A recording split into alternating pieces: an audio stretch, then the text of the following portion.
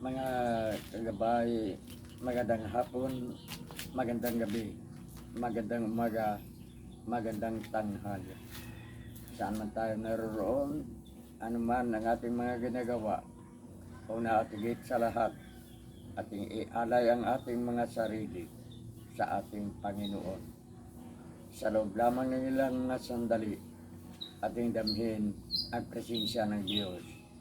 Sumba sa atin ang pagpapala, ang biyaya, ang pag-ibig, at ang kapayapaan ng Ama, ng Anak, at ng Espiritu Santo. Nabubuhay at tagahari, iisang Diyos, magpasawalang hanggan. Mga kagabay, nakakalungkot. Dahilan sa hindi natin pagkakaisa, dahilan sa hindi pantay-pantay ang tao sa lipunang Pilipino, ang ating bansa ay patuloy na lumulubog giya ng mga abusado at hindi karapat-dapat na nanungkulan sa gobyerno. Hindi pantay ang batas sa ating bansa. Mayroon tayong mga mambabatas na ang mga batas na ipinipasa, ang batas na ipinapatupad ay para lamang sa kabutihan ng ating mga politiko, ng ating mga makapangyarihan at apusadong mga taong gobyerno.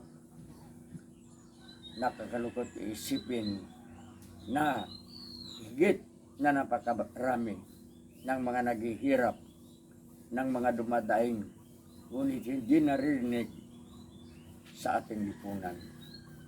Pawang mga kasinungalingan, pawang mga panluluko, pawang mga kataksilan sa bayan ang ating narinig, lalong-lalo na sa social media.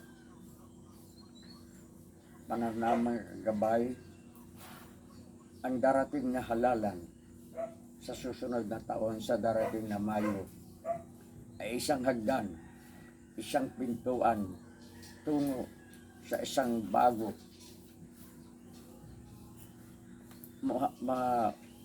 mapagkatiwalaan natin gobyerno.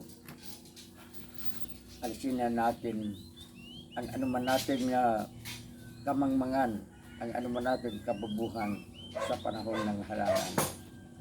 Pipiliin natin ang mga hahawak ng kapangyarihan sa gobyerno, ang mga karapat-dapat, hindi katulad sa mga nakakaupo sa kasalukuyan. Hindi natin nilalahat, hindi natin buong sinisisi ang mga government officials na ito sa pangyayari ngayon sa ating bansa. Mabigat din ang pananagutan ng bayan. Mabigat din ang ating pananagutan, lalong-lalo na tayong mga botante, tayong mga pumipili sa sino ang uupo sa luklukan sa gobyerno. Nakakalungkot. Kailan pa tayo magkakaroon ng isang patas na lipunan? Kailan pa tayo magkakaroon ng isang gobyerno na nagmalasakit sa taong bayan? Kailan pa natin maibabalik ang ating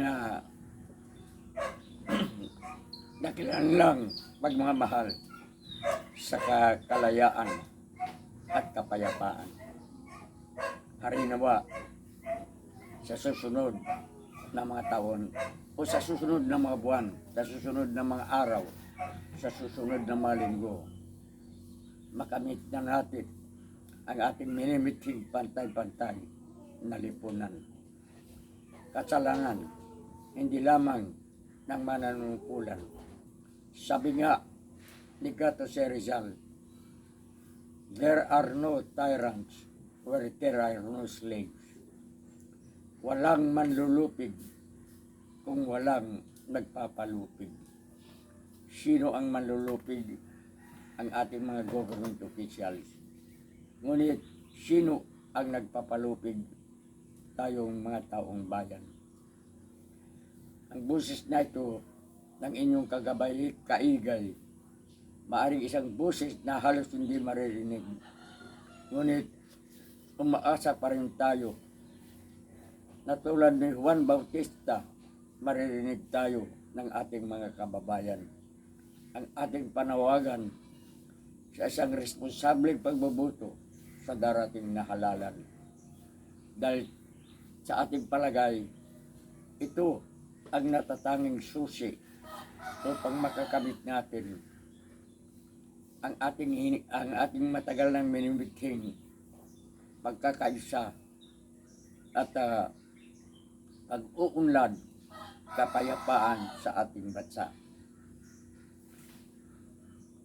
Akala natin matapos ang mahigit na 20 taong martial law sa ilalim ni Marcos Sr., Ferdinand Marcos Sr., nang naupo si dating Pangulong Corazon Aquino, akala natin yun na ang simula ng hinahangad nating kapayapaan at pagkakaisa ng bansa, pagkakaisa ng lipunang Pilipino.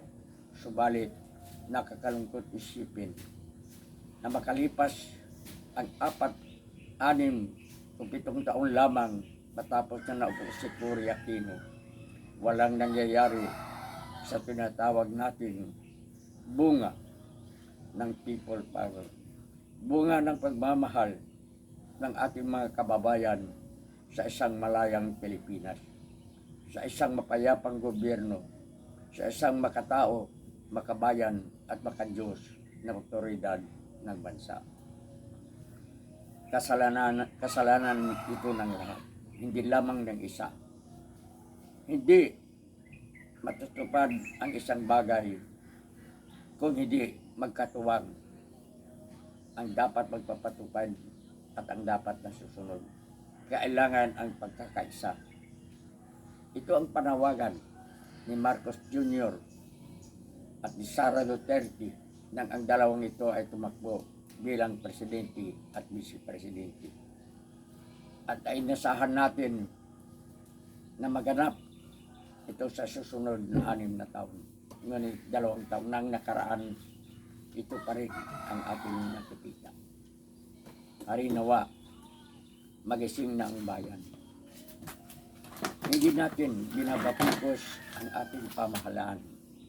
Hindi natin tinutuligsa ang sinumang nakaupo sa Malacanang at sa lahat ng trono, sa lahat ng luklukan ng ating gobyerno. Nais lamang natin na maging ganap at matupad natin ang ating pangarap ng isang pantay-pantay na lipunan. Marami ang nanawagan ngayon ng pag-aalsa na hindi tama. At dapat sa mga taong ito ay mapatawan ng kaukulang aksyon ng ating pamahalaan sa kasalukuyan. Magkakaisa tayo. Simulan natin sa darating na halalan sa Mayo 2025.